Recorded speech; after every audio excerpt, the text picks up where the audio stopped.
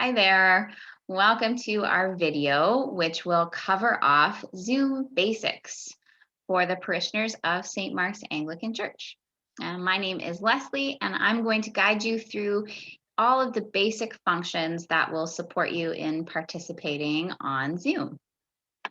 So the first one that we'll cover off is logging into a meeting. So what you'll want to do is open up the email that was sent to you from the church. And in the body of the email, you'll see a line here that says join Zoom meeting.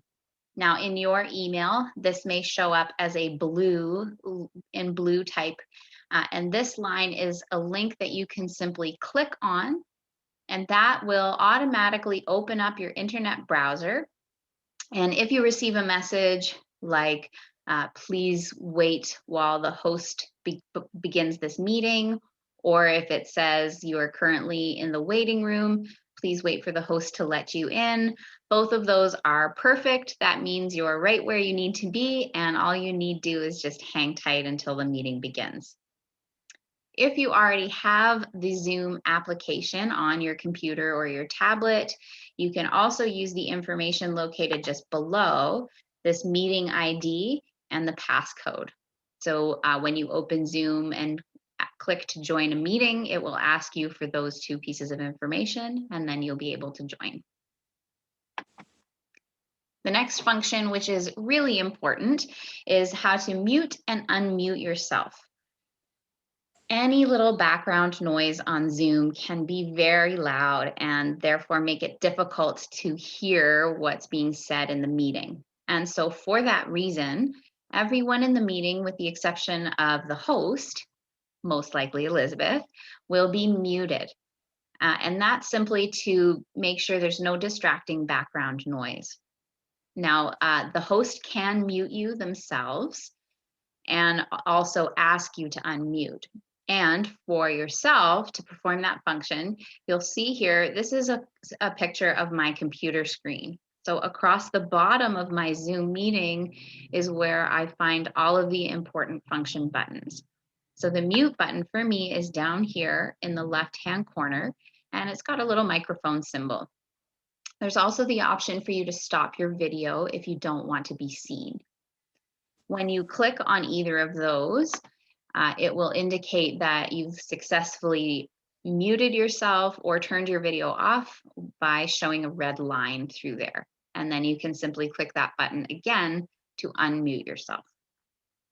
If at any point the host would like you to unmute, they may also request that, in which case a separate box would open up on the middle of your screen, and it would offer you to press a separate button right there to unmute yourself.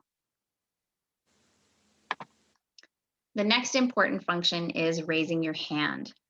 As we just went over, everyone will be muted, which means you'll need a way to indicate if you have a question.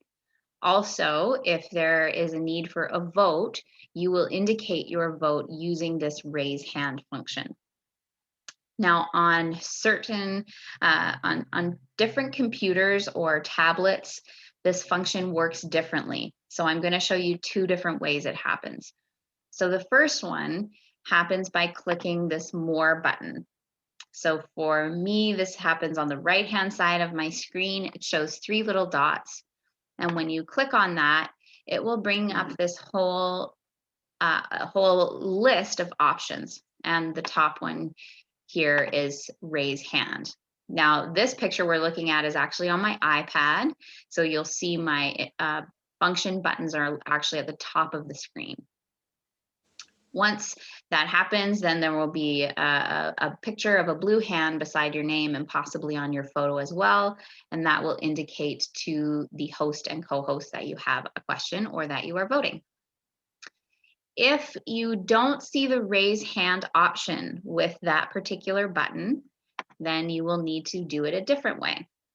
So on my computer, I actually have to press this participants button. When I click the participants button, it will open up a whole new panel on the right-hand side of my screen that will list everyone present in the meeting. And you'll see down at the bottom of that, I have three buttons that say invite, mute all, and then there's these three little dots. That's where we want to click.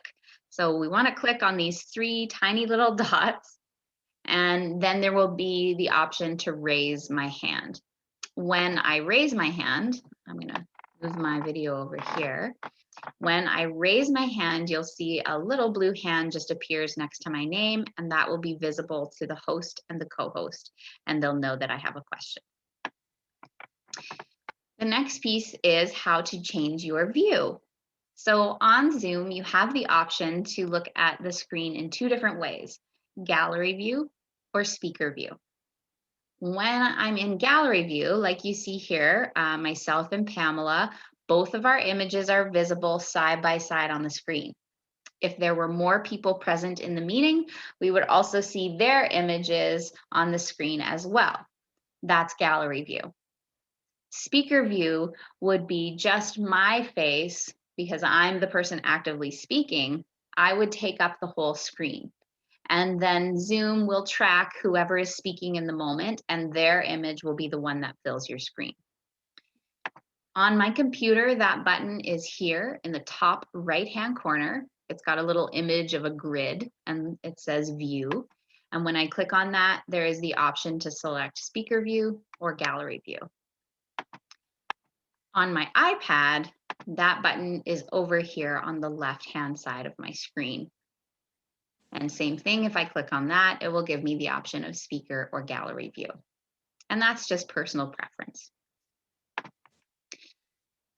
I also want to show you a quick, easy troubleshooting. So if you can't hear the meeting properly, the first thing you want to do is check the volume on your computer and or your speakers if you have separate speakers.